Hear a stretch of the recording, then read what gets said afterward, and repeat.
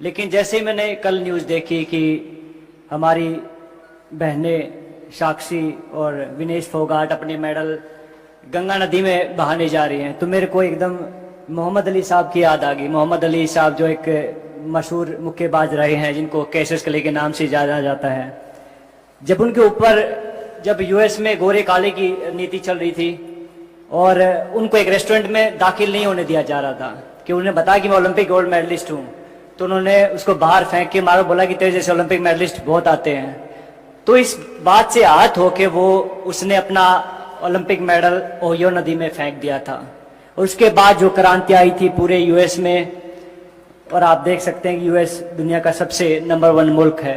तो ऐसे लोगों की वजह से वहाँ के लोगों ने उन लोगों का साथ दिया कि भैया नहीं, रंग भेद नहीं है, हमें नहीं अलाउड है। लेकिन हमारे यहाँ उल्टा होता है।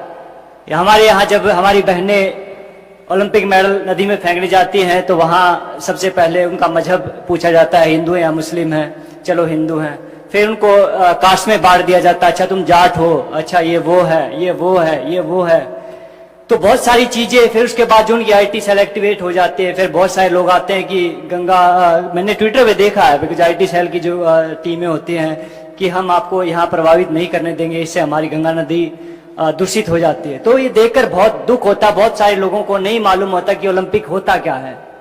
आप लोगों को भी नहीं मालूम होगा, बहुत सारे नेता लोग हैं उनको भी नहीं मालूम होगा ओलंपिक होता क्या है। पहले जहां आप ट्रेनिंग कर रहे होते पहले वहां जीतना पड़ता है, जहां आप अखाड़े होते हैं वहां जीतना पड़ता है, नंबर 1 बनना पड़ता है उस वेट में।